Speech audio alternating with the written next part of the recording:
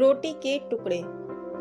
एक बार की बात है, दो जुड़वा भाई थे, श्याम और घनश्याम। दोनों जुड़वा होने के बावजूद एक दूसरे के बिल्कुल विपरीत स्वभाव के थे और कद काठी में भी दोनों बिल्कुल ही अलग थे। श्याम लंबा पतला था तो वहीं घनश्याम छोटा और मोटा कद काठी का था। श्याम का स्वभाव दयालु था तो वहीं घनश्याम लालची और चतुर था।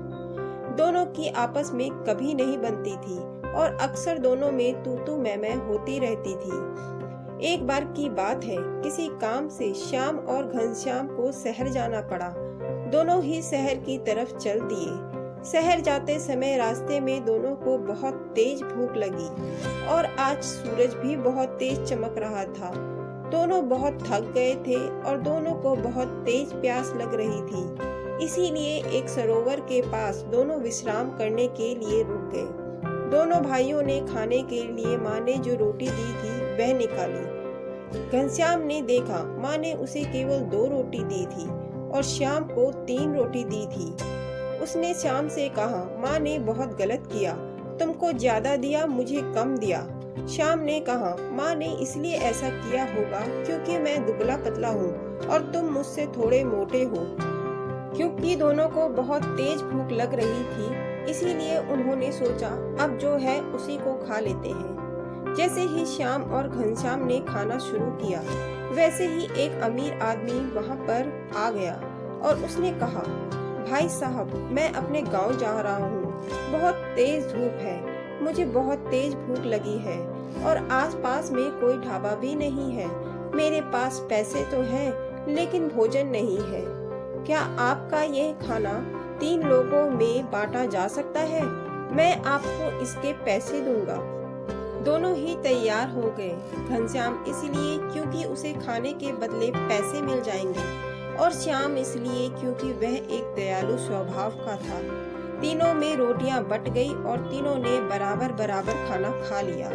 वह आदमी बहुत खुश हो गया और उसने कहा, मेरा पेट भर गया, मुझे संतुष्टि मिल गई है। अब मैं आसानी से आगे का रास्ता तय कर सकता हूँ। उसने धन्यवाद कहते हुए 5 सिक्के दोनों भाइयों को दिए और वह वहाँ से चल दिया।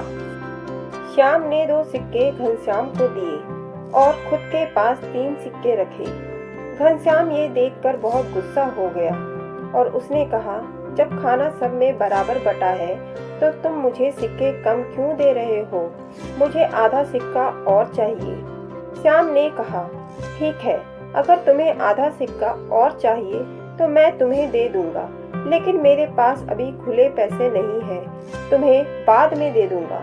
घनश्याम जिद पर अड़ गया और उसने कहा, नहीं, मुझे अभी इसी वक्त अपने बचे हुए पैसे चाहिए। श्याम ने इधर उधर नजर घुमाई, तभी उसे एक आदमी बैठा हुआ दिखा जो बहुत देर से वहीं पर बैठा हुआ था और उनकी सारी बातें सुन रहा था।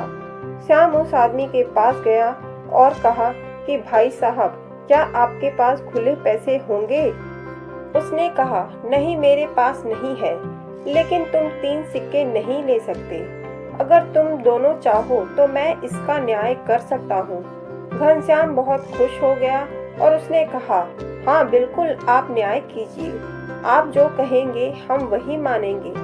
फिर उस आदमी ने कहा, देखो, आप दोनों के पास कुल मिला के 5 रोटियां थी और अगर हर रोटी को 3 भाग में बांटा जाए तो कुल 15 टुकड़े हो जाएंगे। जिस हिसाब से हर व्यक्ति को खाने के लिए 5 टुकड़े मिलेंगे। क्योंकि घनश्याम के पास 2 रोटियां थी, इसीलिए उसकी रोटी के कुल टुकड़े 6 हुए, जिसमें से उसने 1 टुकड़ा उस व्यक्ति को दिया और 5 टुकड़ा खुद ने खाए।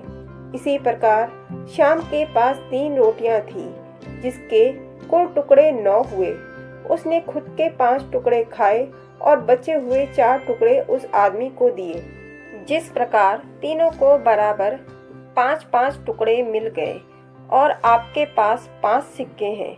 क्योंकि घनश्याम ने 1 टुकड़ा और श्याम ने 4 टुकड़े रोटी के उस राहगीर को दिए, इसीलिए घनश्याम को 1 सिक्का और श्याम को 4 सिक्के मिलने चाहिए।